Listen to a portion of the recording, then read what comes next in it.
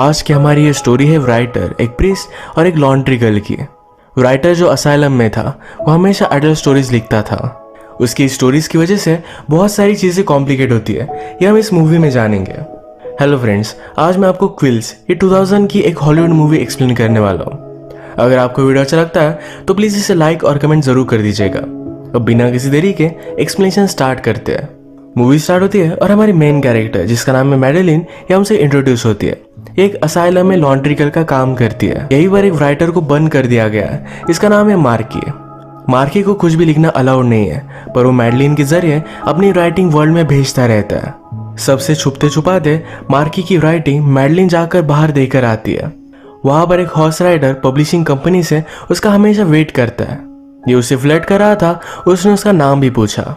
जब मार्की की book publish हुई तो सब लोग उसे बहुत बाय कर रहे थे।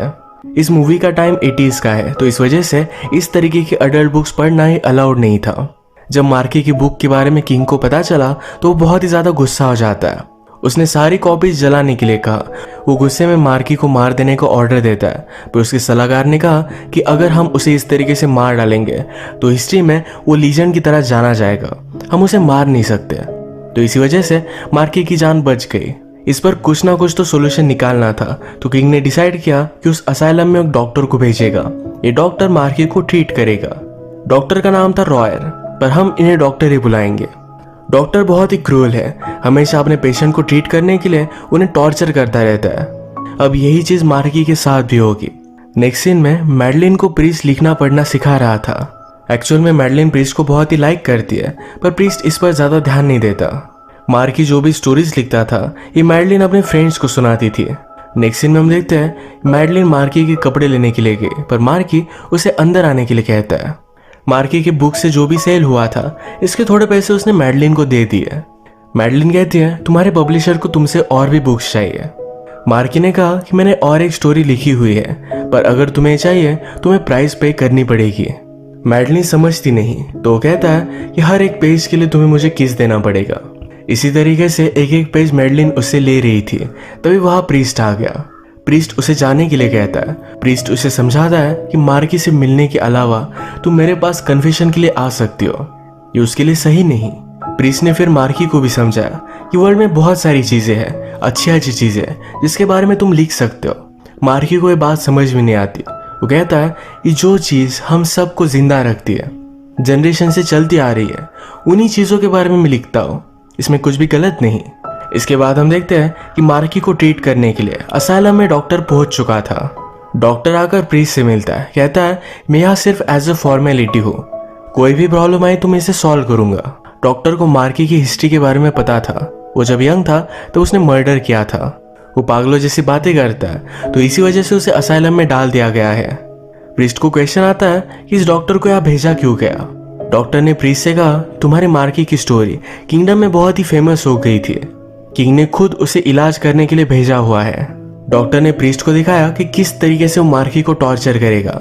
वो इतना टॉर्चर होगा कि सिर्फ राइटिंग के थॉट से भी वो डरने लग जाएगा। प्रीस्ट को यह सब बहुत ही गलत लगता है। उसने कहा कि मैं खुद मार्की से बात करूंगा, वो मान जाएगा, अब इसके बाद कुछ भी नहीं लिखेगा। प्रीस्ट समझता था कि मार्की के मन में जो भी है, अगर इसके बारे में वो लिखेगा तो शायद क्योर हो सकता है, पर इस पर अब कोई भी ऑप्शन नहीं है। वो जाकर मार्की से बात करता है, उसे फिर से समझाने की कोशिश करता है। मार्की इस बार भी माना नहीं।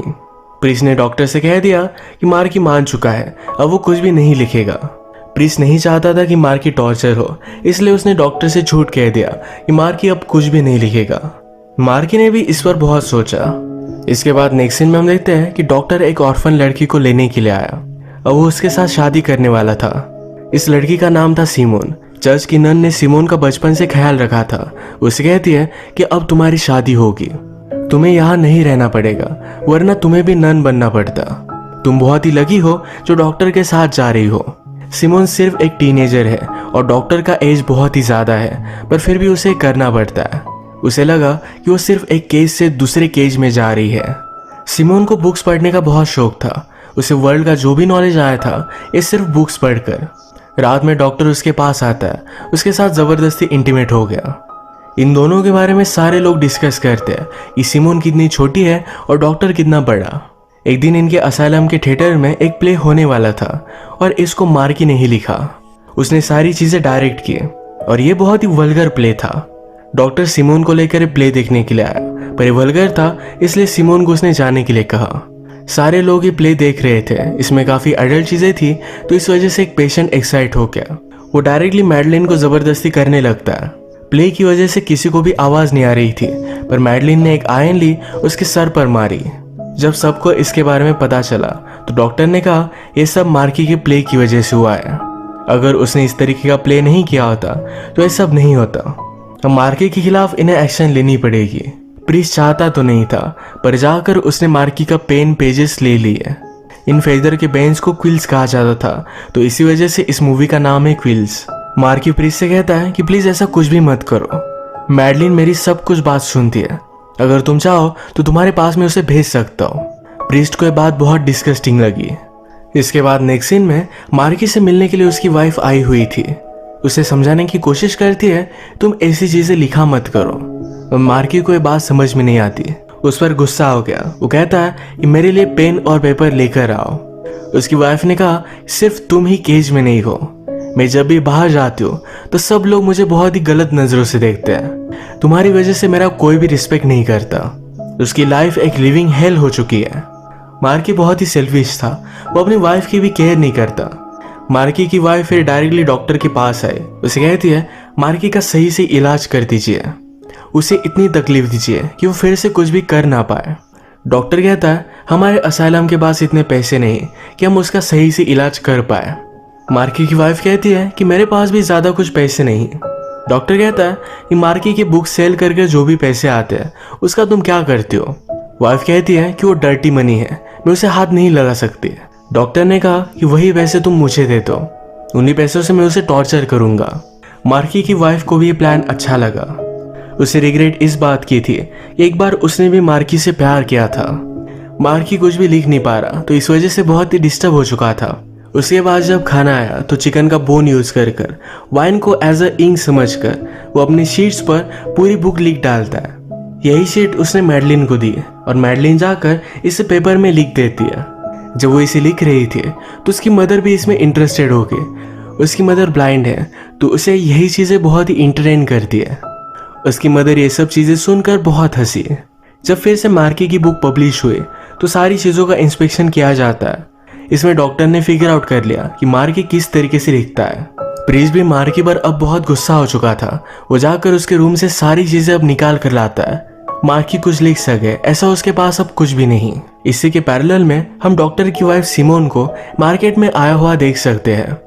वहां पर जाकर वो मार्की की बुक बाय कर लाती है। वो इसमें बहुत ज्यादा इंटरेस्टेड थी। मार्की फिर से डिस्टर्ब होने लग गया कि वो कुछ भी लिख नहीं पा रहा। उसे एक कांच का टुकड़ा मिला जिससे वो अपना ब्लड निकालता है और सारी स्टोरी उसने अपने कपड़ों पर लिख दी। जब मैडलिन ने ये सब देखा तो बहुत ही इम्प्रेस्ड हो गई, पर डॉक्टर को जब पता चलता है तो बहुत ज्यादा गुस्सा हो गया।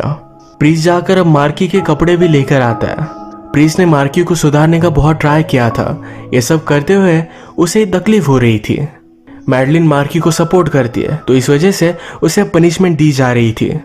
सब लोगों के सामने उसे कोड़े मारे जा रहे थे। प्रीस्ट ने देखा और जाकर मैडलिन को बचा लिया।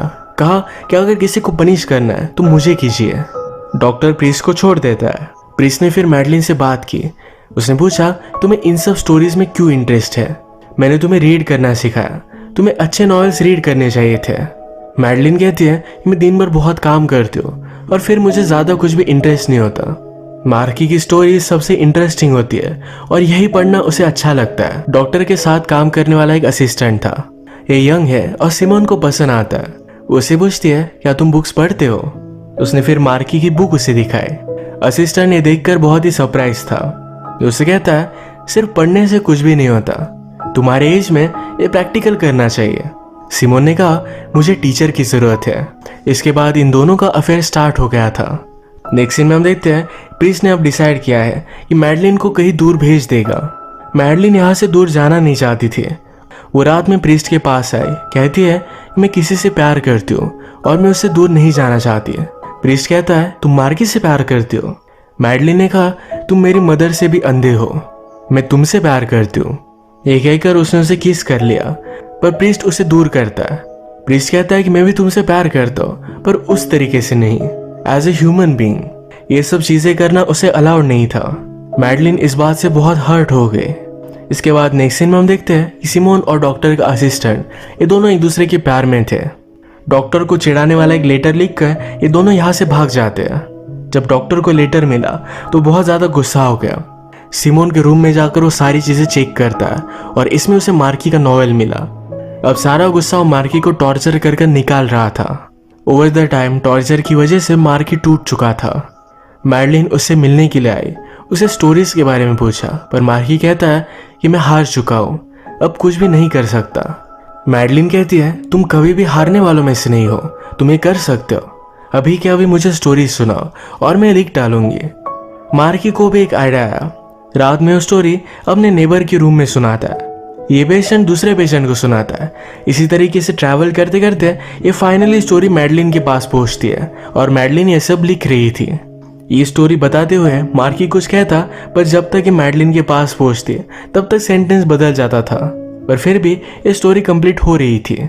स्टोरी के एक सिनारियो में आग लगने का जिक्र हुआ।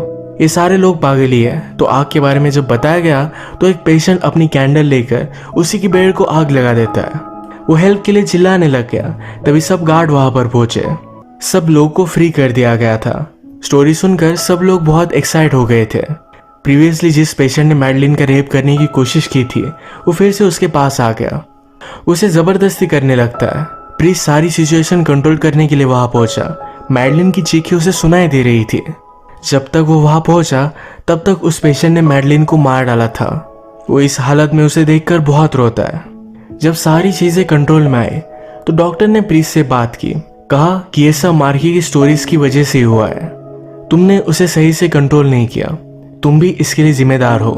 प्रीस्ट फिर गुस्से में मार्की के पास पहुंचा। कहता है ये सब तुम्हारी वजह से हुआ है। अगर तुम वो स्टोरी नहीं सुनाते तो मैडलिन अब भी जिंदा होती। मार्की कहता है मैंने सिर्फ स्टोरी सुनाई थी, इससे वो इन्फ्लुएंस हुआ, इसमें मेरी कोई भी गलती नहीं। वो दिखा रहा था कि उसे कुछ भी फर्क नहीं पड़ता। प्रीस्ट को मालूम है कि मैडलिन से वो प्यार करता था। वो कहता है कि मैडलिन तुम्हारे पास इतनी बार आई, पर कभी भी तुमने उसे जबरदस्ती नहीं की, तुम भी उसे बहुत प्यार करते थे। ये सुनकर मार्की बहुत रोया। जो भी हुआ है इससे उसे भी बहुत फर्क पड़ा था।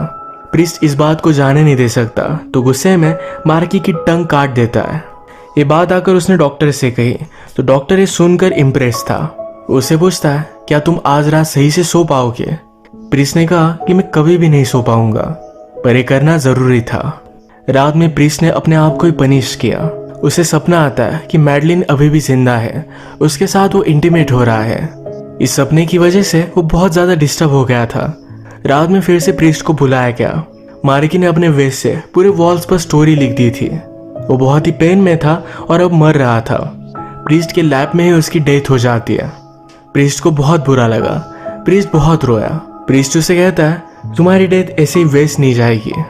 अब इसके बाद स्टोरी में थोड़ा टाइम गुजर चुका है।